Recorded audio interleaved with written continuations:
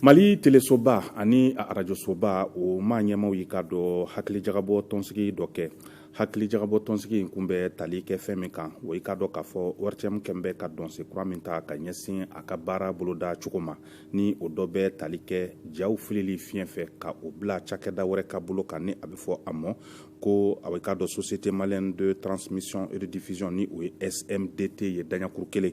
awa o baara min ni o kɛra sababuya yi ka dɔ k'a fɔ ORTM yɛrɛ ka sɔrɔ la ka se ka a cun dɔɔni ka dɔ bɔ a la bawo ni ye a sigi 100 a bɛ ka dɔ k'a fɔ dɔ bɔra ORTM ka sɔrɔ la ni o ye nka o bɛɛ n'a ta ORTM yɛrɛ ko ɲɛnabɔlaw kɔni k'ale k'a ye fɛn min ye o ye ka se ka malidenw sɛbɛkɔrɔ wasa ka bɛn baara taabolo kuraw ma ani k'a dɔ k'a fɔ ka minɛn ɲɛnamaw fana ɲini minɛn minnu bɛ tali kɛ minɛn kura bɔlenw na wasa ka se ka hali bi baara in a kɛ k'a ɲa ka se ka i k'a dɔn malidenw yɛrɛ nisɔndiya ka bɛn baara cogoyaw bɛɛ lajɛlen ma nka ni ala sɔnna ma o lajɛba kɛnɛ kan an yɛrɛw ka kunnafoni ɲinina ni o ye Amadi Jara ye ale tun bɛ a nana ni kunnafoni dɔw ye bisu na kamo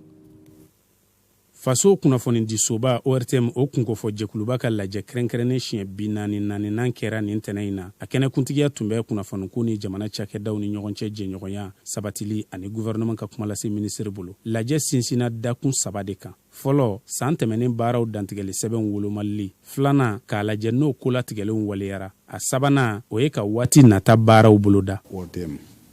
ani SMTD u bolo bɔra ɲɔgɔn kɔrɔ parce que u bɛɛ tun bɛ jɛ ka baara kɛ ORTM bɛ hakilinaw don u bɛ tila k'a bila fiɲɛ fɛ bɛɛ b'a sɔrɔ a sigiyɔrɔ la mais o baarakɛyɔrɔ fila u tilara ka bɔ ɲɔgɔn na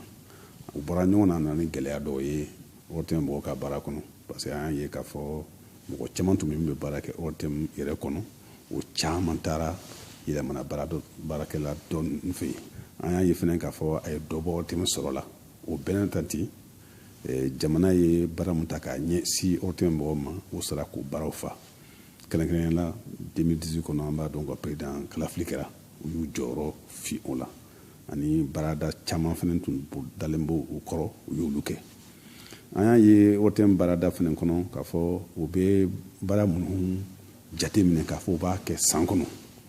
baara min na cun kan o baara de ka ca baara min yɛrɛ bɛ programme o bolo o ye gɛlɛyaw kan mais o fɛn fɛn bɛ na se u ma u b'o kɛ hakili bolila fɛn minnu fana kan an y'a ye k'a fɔ an ka ORTM na bi an jigi kan ka sigi mɔgɔ minnu kan n'olu kan ka to ka baara kɛ ka se ka nafa lase arajoso in ma a mɔgɔ caman bɛ ka taa parce que u bɛ taa sɔrɔ yen yɔrɔ wɛrɛ an ko an ka fɛɛrɛw tigɛ mun bɛ se k'a to ORTM journalistes a techniciens a caméramans a kunnafonidilaw a bɛɛ bɛ se ka to ORTM na cogo na mais fo to kun ka k'u la an y'a hakili s'o ma u bɛ to parce que minɛn ɲɛnama b'u bolo u bɛ to parce que sara ɲɛnama b'u bolo n'u bɛ taa c'est que an ma fɛɛrɛ de sigi o fɛɛrɛ fɛnɛ se ka sɔrɔ fo mɔgɔ minnu fɛnɛ bɛ ORTM ta ka baara kɛ n'a ye a baarakɛminɛn k'a ye olu fɛnɛ ka sɔn ka nafolo di yɛlɛma kura dɔw kan ka don baara la ORTM ni a bolofaraw la ka d'anw ye ORTM kana to dɔrɔn k'a fɔ a programme bɛɛ bɛ bɔ Bamako an k'a lajɛ an ka région la olu fɛnɛ ka se waati ni waati ka bɔ radio soba min bɛ Bamako yan bɛɛ ka se k'a lajɛ bɛɛ bɛ se k'a ka programme kɛ cogo min na n'o sera ka kɛ jamana bɛɛ bɛ a yɛrɛ ye k'a fɔ an bɛɛ maliyɛn a bɛɛ kana to parce que n'a tora mɔgɔ ta ORTM ma o tɛ se k'a bɛɛ kɛ parce que hali n'a hakilina b'o la o tɛ se k'a bɛɛ kɛ parce que baara bɛ bonya u bolo k'an ka région kelen-kelenna bɛɛ bila k'u ta kɛ a ka ca ala fɛ a b'olu yɛrɛ lafiya dɔɔni hakilina falen kɛlen kɔ nin ko ninnu kan ORTM kunkofɔ jɛkuluba jɛna n'a ye o kɔrɔ ka sira di u ka waleya